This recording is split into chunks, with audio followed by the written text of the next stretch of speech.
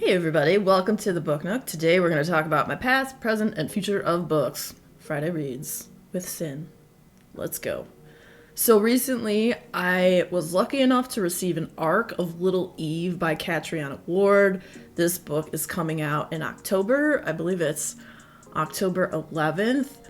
This book was previously released, I believe it was in 2018, and it was released only in the UK.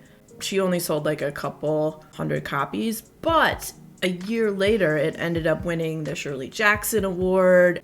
It also won for the British Fantasy Awards Best Horror Novel.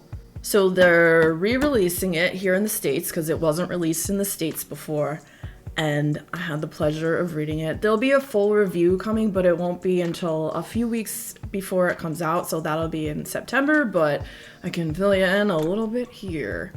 So Little Eve is about a family. They're a very interesting family. One might say they're almost a cultish type family. And it's a gothic horror. And at first, when I first started reading it, I love Catriona Ward. She wrote The Last House on Needless Street. She also wrote Sundial. Both those books are fantastic. The way she writes, she always has like these wild twists that you just don't see coming, or at least I never do. Maybe you do. I don't know. And then this book also has some pretty good twists in it. There was one that I just did not see coming at all.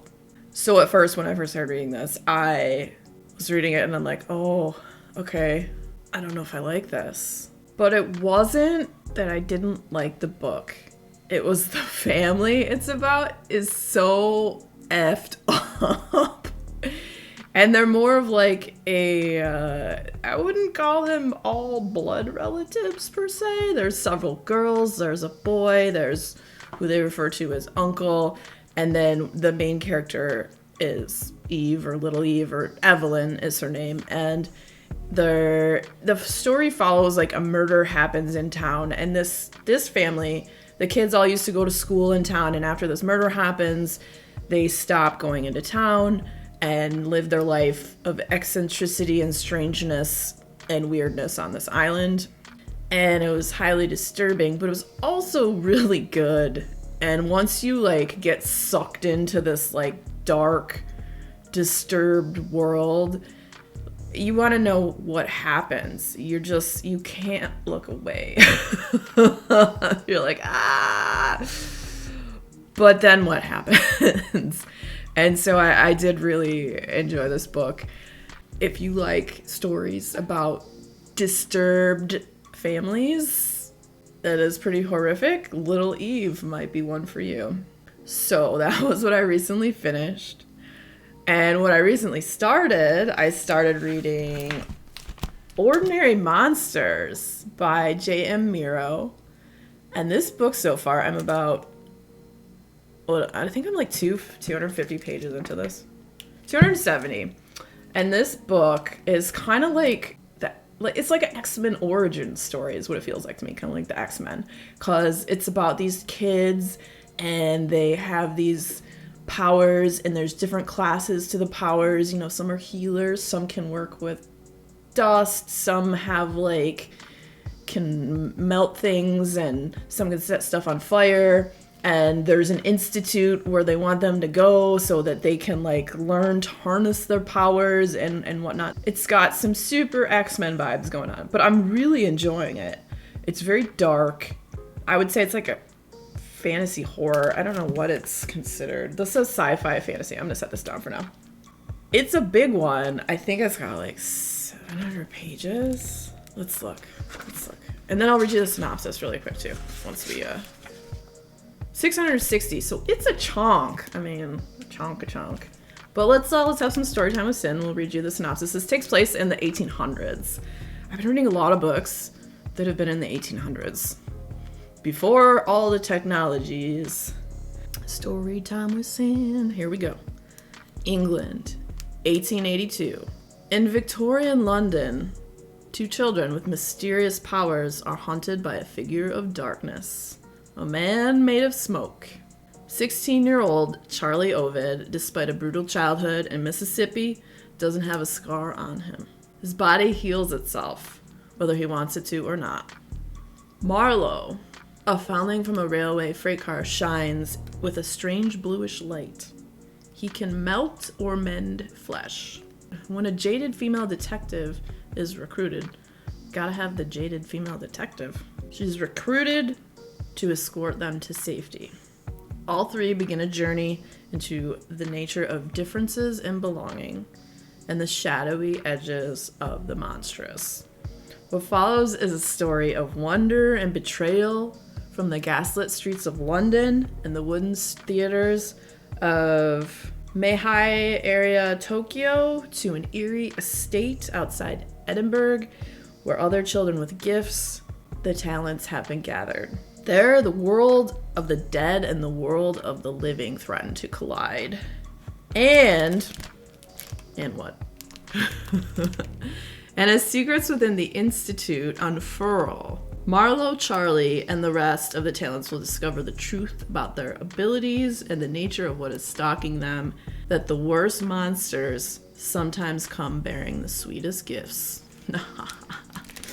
So yeah, it's really fun so far. I'm a fan of the X-Men, so why wouldn't I be a fan of this book? Can't wait to read the whole thing so I can give you final thoughts on it. I will definitely be doing a standalone review for that. I picked up another couple books. One I had already talked about getting, but one I don't think I mentioned, and that is I got Cult Classic by Sloane Crossley. This book had me at the word cult, and it sounds super weird. Count me in. So, and the cover, I love it. It looks all like kind of Art Deco. Colors are great. It's good stuff. So, I'll tell you a little bit about this one. You know, it sounds kind of weird. One night, in New York City's Chinatown, a woman is at a reunion dinner with former colleagues when she excuses herself to buy a pack of cigarettes. On her way back, she runs into an ex-boyfriend. Okay, you know, no big deal, that happens. And then another. And another. Nothing is quite what it seems as the city becomes awash with ghosts of heartbreaks past. So this is where it starts to sound, you know, weird, interesting.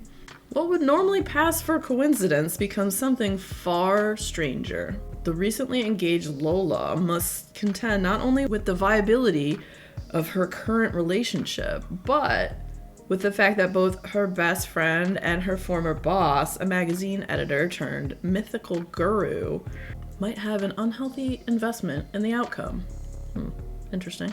Memories of the past swirl and converge in ways both comic and eerie as Lola is forced to decide if she will surrender herself to the conspiring of one very contemporary cult. Na. Yeah, so cult classic. So another book I was talking about that I had not gotten yet was Wrath Gotta Sing. Oh, it's so shiny. So shiny. Ooh. So we finally got this. It came in at the library. I have it. And I'm looking forward to reading this. This is like a retelling of the story of Achilles. I talked about this in the last Friday Reads. I don't remember if I read... You know what? I don't think I read the synopsis. And if I did, it was like a shorter one. So we'll read this one too. The gods wanted blood. She fought for love. Achilles has fled her home and her vicious Myrmidon clan to live as a woman with the Kalai, the transgender priestess of Great Mother Aphrodite. When Odysseus comes to recruit the prince for war against the Hittites, Achilles prepares to die rather than fight as a man. However, her divine mother, the Silent One, Athena, intervenes, transforming Achilles' body to match her soul and promising her everything: glory, power, fame, pleasure, victory in war, and most important, a child born of her own body.